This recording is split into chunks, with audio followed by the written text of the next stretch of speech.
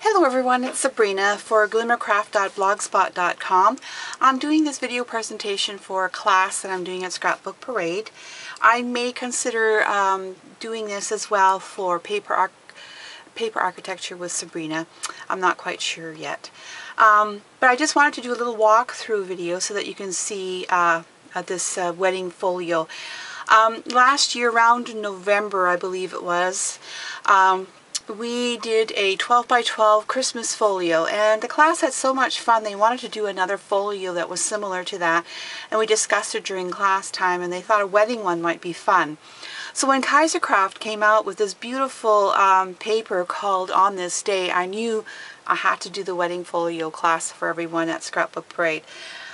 So I'm going to do a little walkthrough. This collection is from Kaisercraft called On This Day.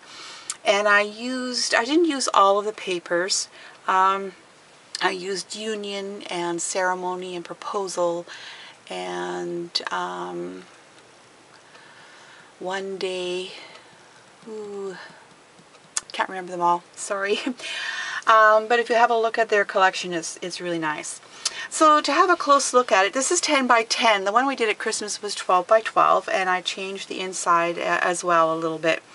So I have here a brass ring, and I'm not certain where it came from. The store has a few of them and we have enough to do for our class. But I decided to use that as the closure by attaching the ribbon on this one side and then wrapping it around and attaching it to the folio as we go around, and then when we get to this part it's loose again.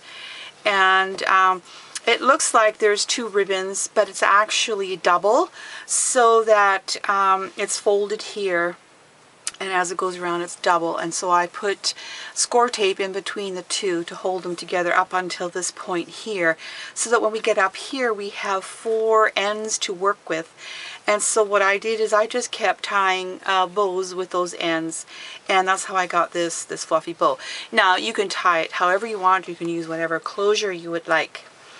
So let's have a walk through here to see what is inside. Now this opens up, has three things that opens up, so I'm not certain this will always show in the frame. I will do my best to keep it in frame because it's 10 by 10, so when it's opened up it'll be more than 30 inches in length. So what I did is I thought it'd be kind of fun to have a bride and the groom side. Of course, it doesn't have to be that way. I mean, you can put your pictures in however you want. But this is a keyhole from Graphic 45. I really love those keyholes. And I love this gorgeous paper here. And this would be a great place to either put the wedding invitation, or perhaps if it's going to be a bride's side, you could have a picture of the bride, or you could have her, you know how they always take a picture of the bride holding the flowers with her engagement ring and her wedding ring showing. That would be a nice place for that. Then on this side over here, before we get into the groom's side, I created a little pocket here. It's an accordion pocket, and I thought in here, there's two little hearts and a key.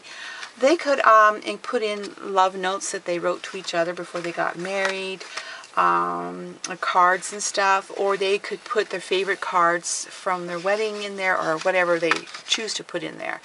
And as you see, it really opens up quite a bit. I didn't allow space for the fullness of this envelope to be used, but if you're making one yourself, you can always adjust that.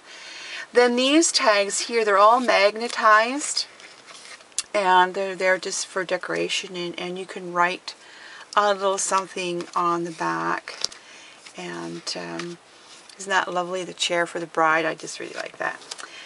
So when we open it up, then we're exposing the groom's side here. So let me put this in frame for you. I hope it doesn't move the camera because I'm leaning the bride's side on the tripod. This part here could be for the groom. So we've got something for the bride on the left and something for the groom on the right here. And the center part is where all the pages are, and they just flip alternating. So this would be the bride's first page here. And you can see that there's a couple of tags that you can write something on, and created a little pocket using Martha Stewart deep edge punch. And each page goes this way. Each page has a large tag in it, if you will, to hold more pictures on either side.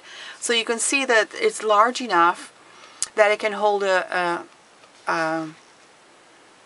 slightly trimmed 8x10 and definitely 5x7s and other sizes as well. So each page has a tag like that, and I'm going to put some more on the other side to strengthen it a bit because it makes it just a little easier to slide in and out. So that's page for the bride, and as we flip it over you can see the other side of that page here with the pocket at the bottom using the Martha Stewart punch and a couple more tags here. I just love that chair. I just think it's so great. Then on this side we're going to what could be the groom side if you decide to do it that way. And there's a tag here, and these are strips that I saved from the bottom of the 12x12 pages papers, you know, with the barcode on them. Each one has on one side a beautiful little pattern, and so I kept them and used them throughout. So when we flip the groom side here, we come to this gorgeous paper here with a horseless carriage. I just love that image.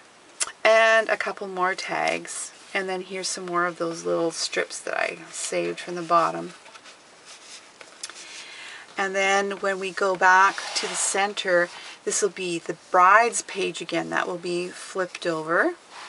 And again, there's some more of that, those pieces that I saved with the musical notes. And a couple of really cute tags for the bride here. And she has a tag in there as well. And then when we flip it, there's this beautiful rosy peach color, and we have a couple of more gorgeous little tags that can be used there. And then we go back to the groom side again here in the center here. There's a couple of tags here and pocket at the bottom, and of course another tag inside that page.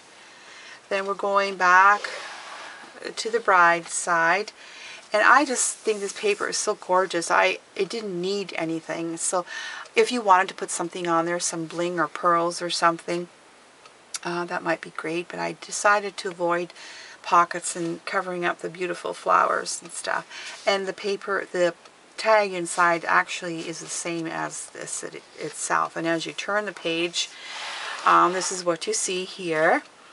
And again, some more of those little strips at the bottom of the 12x12 and another tag. Then I'll slide this down so you can see we're going back to this will flip over to the groom side here.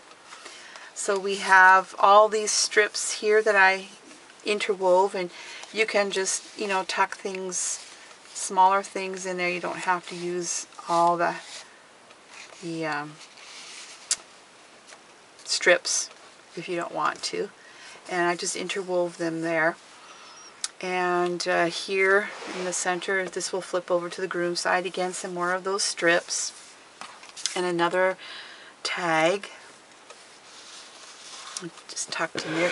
Oops, sorry, it moved the camera, I apologize. And as you see, even with these there's still lots of room for a photo in there. Okay, and then we're flipping the last page over to the groom, and again I have that horseless carriage and another tag. Being deeply loved by someone gives you strength, while loving someone deeply gives you courage. So if you don't want to use, you can use the same papers for anything else. It doesn't have to be a wedding. It could be an anniversary. It could be a whole bunch of other different things. You just can make your tags different by using leftovers of these papers rather than the cutouts that they have. The last piece I have in here is at the back cover with the pocket and another little strip here and another tag.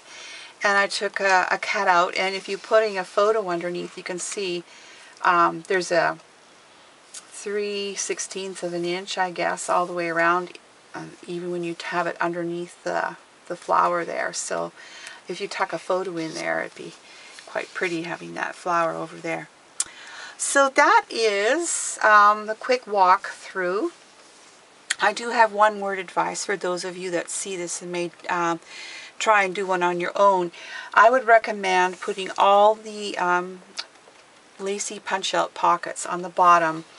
I'm finding that by alternating the pages and then the binding moving, they're catching on each other. So the ones that seem to be at the bottom don't catch, or the corner ones don't catch. So just a little word of caution. So if you do it the way I did, you could always just keep all the groom's pages together and all the bride's pages together, and then it won't catch on each other as you move the binding in to